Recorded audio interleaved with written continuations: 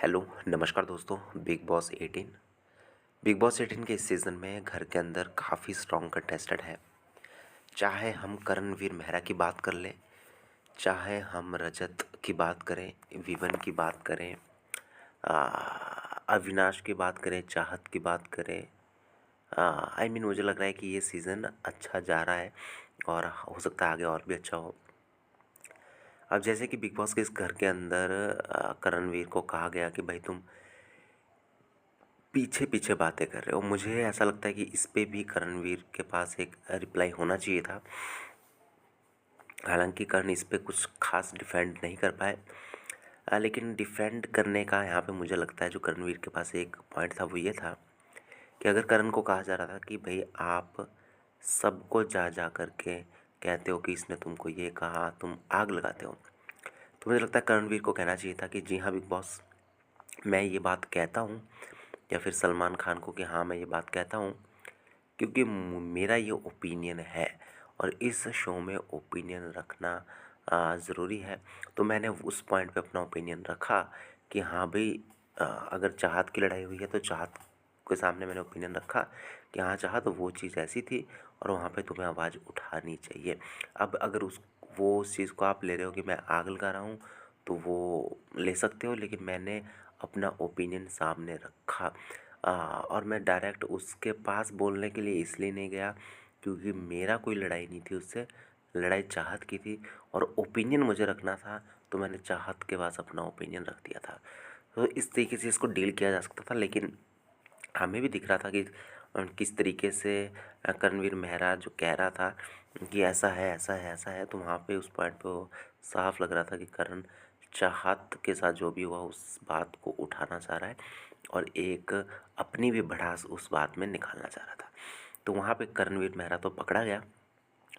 फिर अगर हम बात करें चाहत की, तो चाहत के घर वाले, उनकी मदर आई थी, अविनाश की मदर आई थी, वहाँ पे भी बहस हुई। उसमें भी मैं कहूँगा कि दोनों ही जो माताएं थी उनका पलड़ा तो एक दूसरे पे भारी था ही, लेकिन साथ साथ मैं ये भी कहूँगा कि अविनाश ने जिस तरीके से वो गेम खेली ना, मतलब जो भी पिछले हफ्ते हुआ लड़ाई झगड़ा जो भी हुआ उसमें कहीं ना कहीं अविनाश ने भी दिमाग लगा करके ही खेला था। कोई ऐसा पॉइंट वहाँ पे चाहत या फिर उनकी मदर साबित नहीं कर पाई। हालांकि चाहत की मदर, मैं कहूँगा कि काफ़ी अच्छे से शो देख रही है और चाहत की मदर जिस तरीके से बात रख भी रही थी ना, वो भी काफ़ी अच्छा था। हालांकि जो अविनाश की मदर थी वो कुछ ज़्यादा हाइपर हो गई थी, लेकिन फिर भी उन्होंने भी अपनी बात जो है काफ़ी अच्छे से रखी थी।